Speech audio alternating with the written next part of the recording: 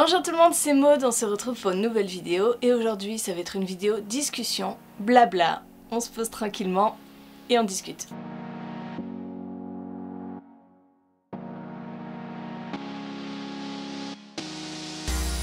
Aujourd'hui on va parler rythme de lecture, je vous avais donné un petit peu mon avis sur la palle, sur les challenges, les sagas, lire plusieurs livres en même temps. Aujourd'hui, le rythme de lecture, pourquoi ce thème-là? C'est parce que je m'aperçois depuis une année que mon rythme de lecture a chuté complètement. Je vais vous partager un petit peu mon expérience.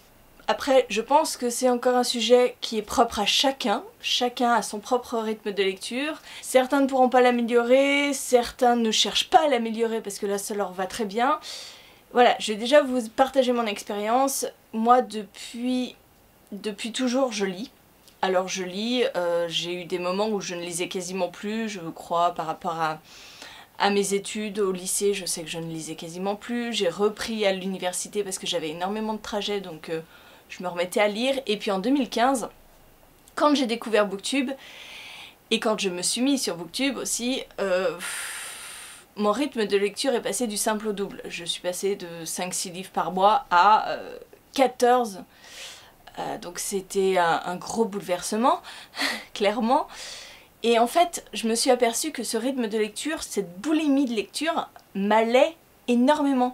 J'adorais dévorer les livres, j'adorais ça. Avant, j'avais beaucoup de transport, j'avais environ 4 heures de transport par jour, donc j'en profitais pour lire énormément. Et j'ai changé de boulot. Et d'un seul coup, je me suis retrouvée à travailler à 2 minutes de chez moi. Alors, je ne m'en plains absolument pas parce que c'est un confort de vie inestimable. Simplement, tous mes petits moments de lecture, ces petits moments à moi, ils ont disparu. Et du coup, ça se ressent énormément sur mon rythme de lecture. Et depuis quelques mois, ça me pèse énormément. Surtout, je suis frustrée de ne plus pouvoir lire autant. Parce que je le vois bien, je cherche le moindre moment pour lire. Je me pose chez moi, j'ai envie de lire, j'ai envie de me plonger dans une lecture et que les livres s'enchaînent.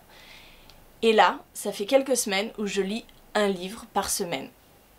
Et du coup, mais j'ai l'impression de stagner et je n'aime pas du tout cette impression-là. Alors je vous l'ai dit, le rythme de lecture c'est propre à chacun, mais passer d'un bon rythme de lecture comme j'avais avant, à 14-15 livres par mois, à 9-10 livres, c'est encore bien, hein, je ne dis pas le contraire, ça me frustre. La conséquence du fait que je lis beaucoup moins, c'est que d'une part, je fais moins de LC. J'avais pris l'habitude de faire énormément de LC parce que quand je faisais tous mes transports, je pouvais faire ma partie de LC le matin, faire une autre partie d'une autre LC le soir. Des fois, j'avais 2 à 3 LC en cours. Mais maintenant, c'est impossible. Rien qu'une, j'ai du mal à suivre. Donc, c'est pareil. Voilà, les échanges des LC me manquent. Une autre des conséquences, c'est que j'achète beaucoup moins. Puisque je vois que je n'ai pas le temps de lire mes livres personnels, les livres que j'achète moi. Je concentre la majorité de mon temps à lire mes SP. Je ne me plains absolument pas de recevoir des SP, loin de là. C'est simplement que là, en septembre-octobre, ça a été la folie au niveau des sorties, donc j'avais énormément de sorties à lire. Donc la majorité de mes lectures, je crois que j'ai fait une trentaine de lectures et ce n'était que des SP. J'ai glissé un livre ou 2 personnels, mais c'est tout.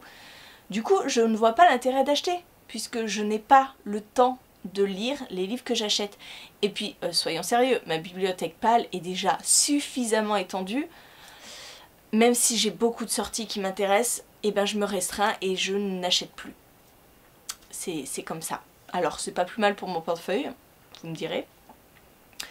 Il y a aussi autre chose qui peut jouer aussi dans le fait que mon rythme de lecture a baissé. Il y a le fait que j'ai changé de boulot, mais il y a aussi le fait que je suis inscrite à la bibliothèque. Et maintenant, je prends énormément de graphiques, ce que je ne lisais pas avant. Avant, je n'achetais pas de graphiques, j'en achetais très peu, je devais en lire 2-3 par an, c'est tout. Et ben maintenant, je crois que là, je ne vais pas vous faire le bilan de l'année, mais je suis à plus de 50 et quelques graphiques lus cette année. Donc je suis passée mais mais même pas du simple au double, je suis passée du simple au quintuple. Donc je pense que ça joue aussi sur le rythme de lecture, parce que des graphiques que je lis, ce sont des romans que je ne lis pas. Mais en soi, je pense pas que ce soit si problématique, parce que les graphiques font en sorte que je suis moins frustrée, parce que les graphiques se lisent vite, donc j'ai l'impression d'avancer dans quelque chose, ce qui n'est pas le cas pour les romans. Le rythme de lecture, pour moi, c'est propre à chacun, c'est on fait comme on peut. On fait vraiment comme on peut. Avant, j'avais les transports, je lisais beaucoup en semaine et quasiment rien le week-end. Maintenant c'est l'inverse, en fait, je n'ai plus de transport, je n'ai plus ces petits moments à moi de lecture, donc j'essaye de grappiller le plus de moments possible, c'est-à-dire que maintenant je ne regarde plus la télé le soir, je lis. Le mercredi, je m'occupe de Julia, donc c'est un peu compliqué. Donc vraiment, la semaine, je ne lis quasiment plus et je me rattrape le week-end. C'est vraiment... Par rapport à des changements de la vie, ça va évoluer énormément et c'est vrai que là, je suis dans une période très frustrante pour moi. J'aimerais remédier à ça, mais franchement, je ne trouve pas de solution parce que tous les moments où je peux lire, eh ben je lis. Il y a aussi mon activité sur YouTube qui est très chronophage.